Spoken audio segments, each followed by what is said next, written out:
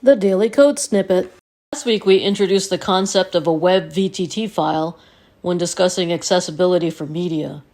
Adding captions is a process by which we convert our audio content into text to display it on screen for when sound is muted or for those who are deaf or hard of hearing. The most popular format is the Webvtt file. Webvtt stands for Web Video Text Track. It is compatible with almost all online video players, social media, and video editing software with sidecar captioning. To create a .vtt file, you need a text editor, and you have to type out the captions using a particular format. The document must start with Webvtt at the top, and there must be a blank line between each text block. These text blocks are called cues, and they consist of an optional cue identifier, a timestamp written out in a particular format down to the milliseconds, rounded to 3 digits, and the caption text. Each cue in the VTT file can also include optional settings such as direction to change the styling or placement. These are added to the right of the cue timecode. For example, you can specify alignment of the text, the width of the text area, and add styling such as bold or underline.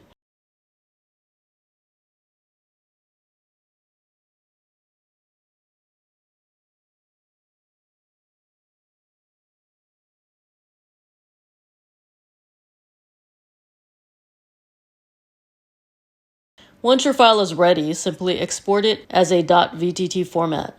A Webvtt file can now be added as a captions file along with your project on YouTube, Vimeo, social media, or as a sidecar file with editing software such as Premiere Pro. Today we will look at an actual Webvtt file and its formatting. We're doing something a little different for our episode of the Daily Code Snippet. And what we're going to do is take a closer look at the Webvtt file. And so we have a Webvtt file open from yesterday's video in our text editor. I'm on a Macintosh computer, so we're open in text edit. And you can see that this file follows the format that we discussed yesterday, where it has the title of the type of file here right at the top, Webvtt. And you can see that each cue is separated by a required blank line. So this is really important that you have this blank line underneath the Webvtt and between each cue. And so each cue has the optional identifier. It also has a timestamp within this particular format with these arrows in between. And each timestamp goes all the way down to milliseconds, rounded to 3 digits. And in the first caption, you see that the voice is indicated by this V code. So you have an opening tag V and it says instructor. And if you know the name of the person, you can change that to the name of the person that's speaking. And then it has a closing tag with the forward slash. And if we look down, we see that there's a total of 34 cues. It ends with our presented by Designers Learn Code. You can see that the video length is about 1 minute and 53 seconds and 62 milliseconds. So, and you can see that each caption is short. It's generally a short phrase, and the time stamping will follow. So I thought what would be a good thing to do for you is to actually offer this VTT file as a template that you can have so that you can apply it to your videos, and all you would need to do really is to change the actual caption phrases and follow this format where you have the blank lines already preset, and you would also need to edit the time stamping. Now, it may be difficult for you to trace it back to the milliseconds, but do your best with this to get the time as accurate as possible. And then you can fill this out for the length of your video, and then you will have and then resave it. Keep this file as a template, and resave it for each of your projects that require a VTT file for accessibility. Now, there are other ways of getting a VTT file that aren't so tedious, and generally they involve using a service. And there are 2 transcription services that I like to use personally. These are by no means the only transcription services available to you, but these are the ones that I've used with enough frequency that I can say that I would recommend them. And the first transcription service is Otter.ai. So Otter.ai, as the name implies, is an artificial intelligence that's used to produce transcriptions. And it's fairly accurate. I would say that the output is pretty good. but generally involves a little bit of editing. So, it runs into trouble depending on your voice and accent and how clearly you're speaking, or the person that you're trying to transcribe is speaking. So there are some pitfalls with this method.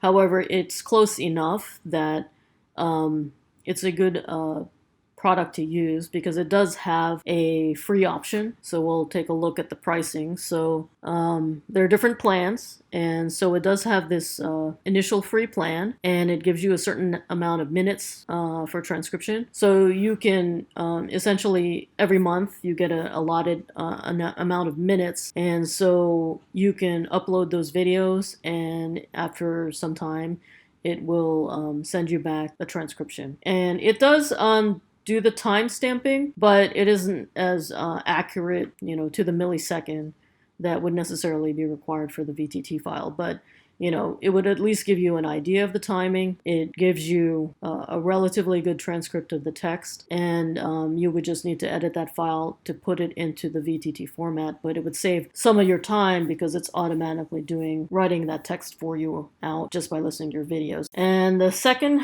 transcription service that I would recommend is Rev.com. So Rev.com has specifically a caption service. So it's specifically for production of these types of files.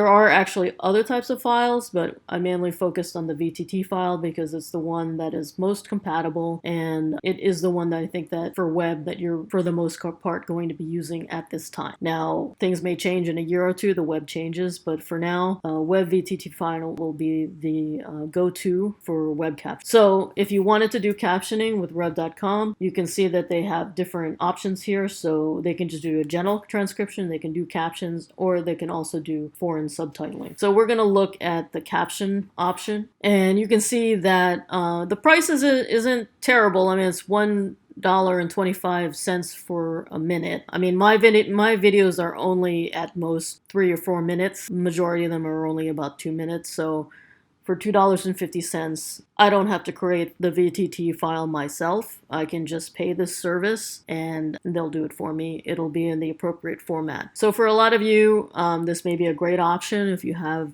this in your budget. And the turnaround time, 24 hours, is pretty good. If your video is very short, like mine are, their turnaround time for my video was only 4 hours. And they'll even have an expedited option for 2 hours, and that expedited option was only $1 more. So if you really need something done quickly, it's possible, and it's not going to break your budget. So I think this is a great option if you really don't have the time to sit there and try to capture your own video and worry about the time stamping to the millisecond. So, and what they do is, the difference between Rev.com and Otter is that Rev actually uses professional transcriptionists. So these are human beings doing the captioning. So that is why their accuracy is much better than the machine, because these are actual people who are trained to do this, and they're taking the time to look at your video, and they can sort out things like accents and different things that may be a little bit difficult for the machine to figure out. So this is a very service that's used by a lot of big companies. I think they do a great job, and again, they can do captioning for a lot of different platforms. And like I said, these two options are not the only options out there, but you can see here in terms of pricing that they're very competitive as compared to some of the other transcription services. So I think if you have the budget for transcription, this is a great option, and it saves you time, and it's not too crazy expensive. And the other thing that they do when you get your file back is they will, humans can make errors, so you would want to go through your video yourself, and it shows you what the captioning is going to look like, which I think is also a nice option. So you'll be able to play your video with the captions, and you can go in here and edit anything that maybe they missed or didn't quite get right. And so you'll edit anything. I have to say that in the video that I was sent, I didn't notice anything particularly wrong. And then once your file is to your satisfaction, you can then export it into the format that you need. And of course, in our case, we're going to do a .vtt. So they guarantee 99% accuracy. I've kind of found that they are pretty good with that estimate. The transcriptions that I've gotten from Rev.com, I've done much longer videos. I've done some of the course videos that I produce that may be over an hour long with them, and they do a great job. It's much better than the artificial intelligence. It's also much more expensive. But again, you know, trying to do transcription yourself is a bit of a tedious job. So, you know, if you don't have the time to spend to do this yourself, I think a combination of using Otter.ai and Rev.com are a good option for everyone to use. And that this way we can make sure the web is accessible for everyone. We don't want to be excluding people who have disabilities from our content. And it also helps you because, you know, the web, it favors accessibility for all. So your videos will be indexed better if you include your captions, and it will also optimize your video being found in the search engine. So it benefits not only those who are disabled and others who may, for whatever reason, not be watching your video with the sound on, but it also favors you because it helps you to get more of a following, people watching your video. So I think accessibility is an important issue. I tend to talk about it a lot in my videos, but and that's because I believe that it is an important thing that we all need to be doing to make the web more accessible to everybody. So again, below the video, this YouTube video of the daily code snippet, I'm going to be providing a link, and if you click on that link, you'll be sent to where you can sign up to get a copy of the template file so that you have it. If you choose to do things manually, I think it'll be a great resource for you to have. Or, you know, you may decide that for future you may just do these two services. So up to you, but I recommend just getting the template file so that you have it. And if you choose to do this yourself later on, it's a resource that you will go back to again and again. Presented by Designers Learn Code.